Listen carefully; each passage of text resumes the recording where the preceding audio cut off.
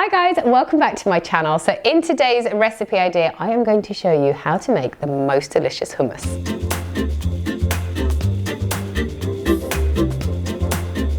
Once you try this recipe, I don't think you're going to be buying store-bought hummus again because it is so good, and if you batch make it and just keep it in your fridge, then it's going to last you for a full week. So for this recipe, I'm doubling up all my quantities because, like I said, I just really like making a big batch of it and keeping it in my fridge. My kids love coming home and having some carrots and hummus to dip, or some pita breads and hummus, or cucumber and hummus. I'll write everything down below as it is, as I'm making it today, but if you want to halve it, then you can. If you want to double it again, then you can as well. I've never ever tried freezing this, so I'm not sure if you can or not, but you know, it's worth a try.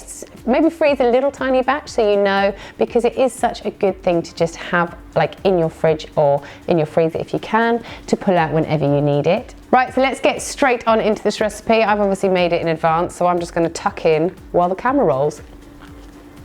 Okay, so to start off, you want to have kind of like a food processor or something like that.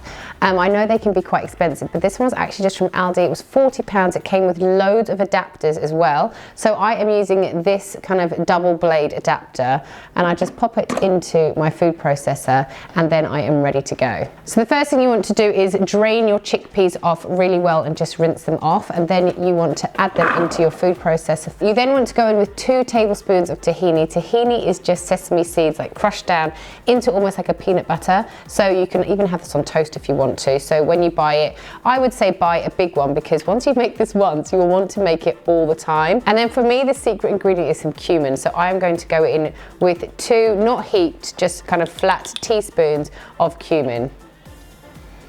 Right, next up you want to go in with 3 cloves of garlic. You can do 2 if you want to, but I just think the more garlic you have in here, the better. And if you're all gonna have it, you're all gonna stink anyway. So before you drain your chickpeas, you just want to save like a 1/4 cup of the juice that they come in, so you can add it to here, because if you were to just blitz this up, it's going to be very, very dry and it won't go into a nice consistency that you want. So you just want to add, for your liquid chickpea juice, you want the juice of a whole lemon. Remember, I'm doubling up quantity, so if you're doing half the amount, you'll just use the juice of half a lemon. And then you also want to go in with some really good extra virgin olive oil, and you want about 6 tablespoons. So I just free pour and I kind of guesstimate how much I'm putting in, but you do want to have quite a lot.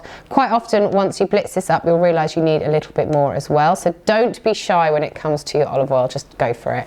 Then you also want to add a little bit of salt and pepper, and then you are ready to blitz it all up. Once you've blitzed it a little, just get a little spatula and kind of get everything off from around the edges, because you don't want to miss any kind of flavors that are around there, any salt and pepper that's gone up there. So just scrape around the edges and then mix it into each other and blitz again, and you're done. So now what you want to do is just decant this from here into a bowl to serve it in, or into some pots to put in your fridge. To me, the best way to serve this is with another little drizzle of olive oil on the top and some cayenne pepper as well. It really just finishes it off.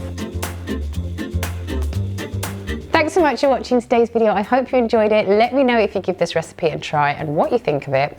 And yeah, see you next time. I'm such a pig.